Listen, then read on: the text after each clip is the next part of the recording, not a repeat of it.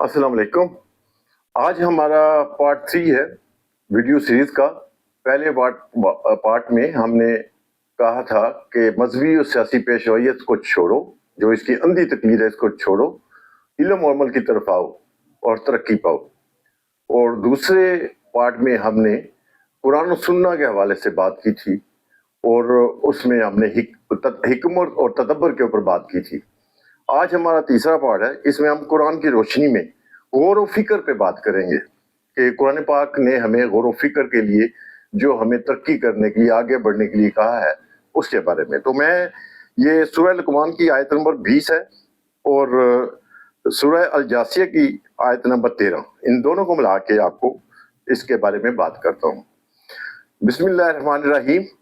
अलम तरो अन्नल्लाह सख्खर लकुम मा फिस समावाति मा फिल अर्द व अस्बग अलैकुम निअमहु ज़ाहिरतुम व बातिनह व सख्खर लकुम मा फिस समावाति मा फिल अर्द जमीअन मिन्हु इन्ना फी ज़ालिका लायातिन लिक़ौमिन यतफक्करून।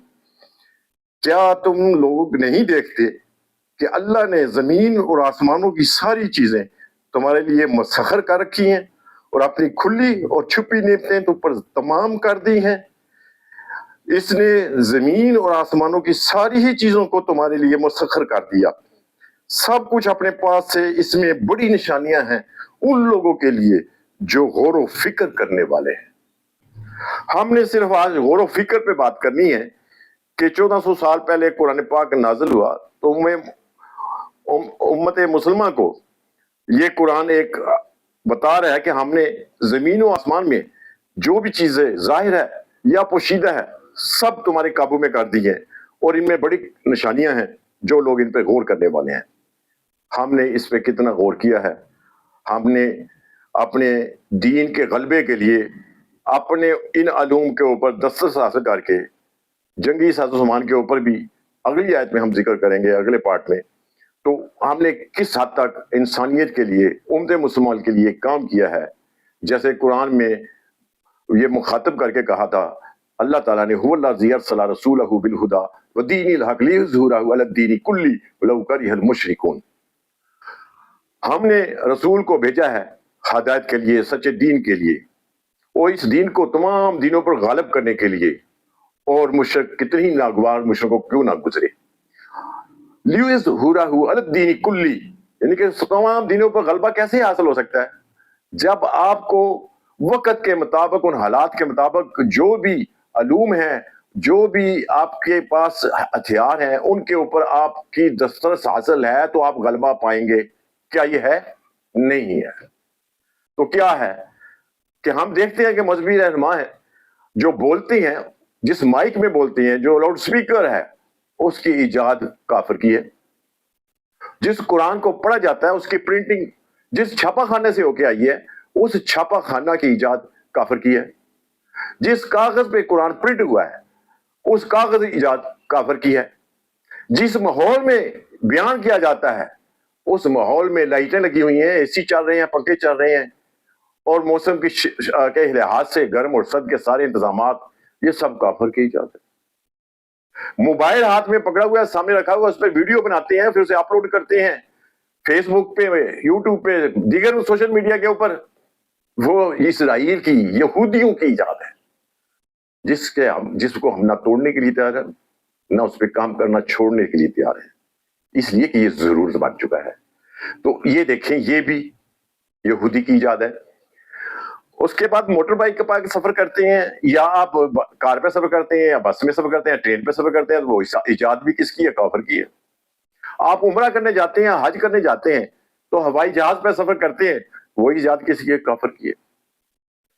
जब आप देखते हैं कि इन सारी चीजों के ऊपर आपकी दस्तरस ही नहीं है तो आप गलबा कैसे पा सकते हैं?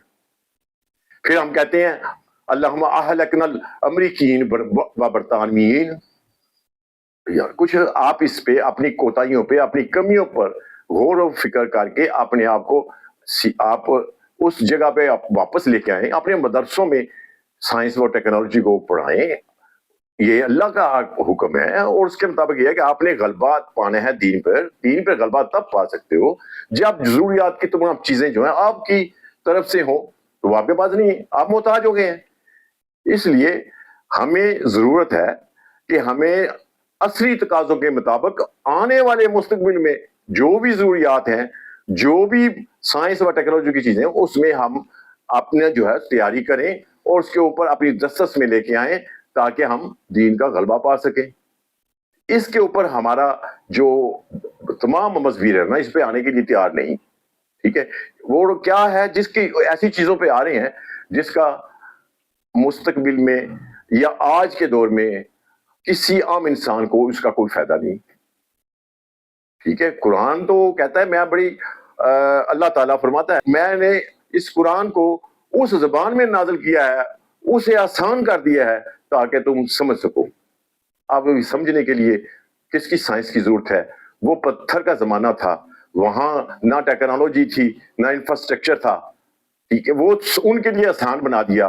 آج کا اتنا تھا جو communication system, infrastructure, social media اور اس میں گوگل میں ساری چیزیں آپ کو ایک کلک پہ ملتی ہیں. وہاں پہ قرآن اتنا مشکل کیسے ہو گیا؟ اسے بنا دیا گیا ہے. اس لیے اگر آپ نے دین کو غلبہ حاصل کرنا ہے باقی تمام دینوں کے اوپر، تو آپ کو ضرورت ہے کہ آپ اپنے مدرسوں میں سائنس اور ٹیکنالوجی اور فلسفہ کی تعلیم دیں. ٹھیک ہے، ملتے ہیں اگلے ویڈیو میں. اس وقت تک اجازت. اللہ حافظ. السلام علیکم ورحمۃ اللہ وبرکاتہ.